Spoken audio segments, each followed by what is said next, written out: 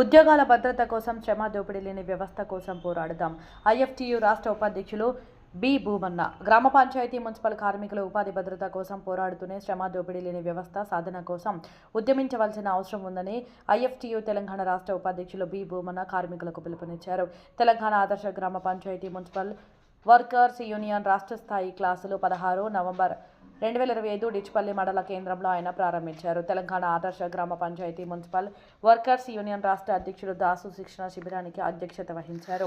శిబిరం ప్రారంభానికి ముందుగా కార్మికుల కోసం పోరాడి అశువులు బాసిన అమరవీరులను సమర్పిస్తూ 1 నిమిషం మౌనం పాటించి నివాళులర్పించారు. భూమన్న మాట్లాడుతూ స్వచ్ఛ భారత్ కార్యక్రమంలో క్రియాశీల పాత్ర పోషించి జన ఆరోగ్యం కోసం తమ ఆరోగ్యాన్ని పణంగా పెట్టి పనిచేస్తున్న కార్మికులను మెచ్చుకుంటే సరిపోదని కనీస వేతనం 26,000 ఇచ్చి వారి కుటుంబ సభ్యులకు అండగా ఉండవలసిన బాధ్యత కేంద్ర రాష్ట్ర ప్రభుత్వాలపై ఉందని ఆయన అన్నారు.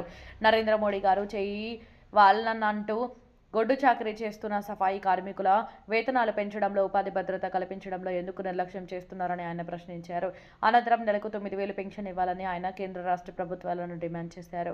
ఈ శిబిరంలో యూనియన్ రాష్ట్ర ప్రధాన కార్యదర్శి శివబాబు, రాష్ట్ర ఉపాధ్యక్షులు యాదన్న, రాష్ట్ర సహాయ కార్యదర్శి జేబీ గంగాధర్, కోశాధికారి నర్సిరెడ్డి, ఐఎఫ్టియు రాష్ట్ర నాయకులు శివకుమార్, నిజామాబాద్ జిల్లా అధ్యక్ష కార్యదర్శులు శ్యామ్ చంద్, అబ్దుల్, రాష్ట్ర కమిటీ సభ్యులు స్వామి తదితరులు పాల్గొన్నారు.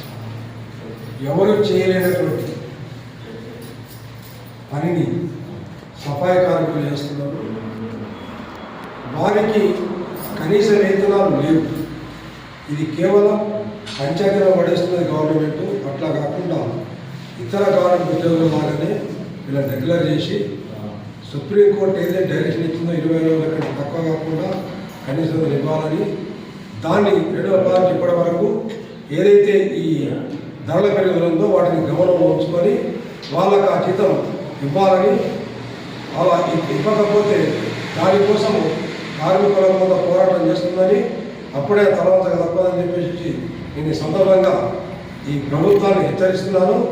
దీని విషయంలో కార్మికుల విషయంలో భారత కార్మిక సంఘాల సమాఖ్య, మున్సిపల్ కార్మికులు, పంచాయతీ కార్మికులు వీళ్ళ వెన్నట్టు నిలబడతారని చెప్పేసి నేను ఈ సందర్భంగా తెలియజేస్తూ ముగిస్తున్నాను.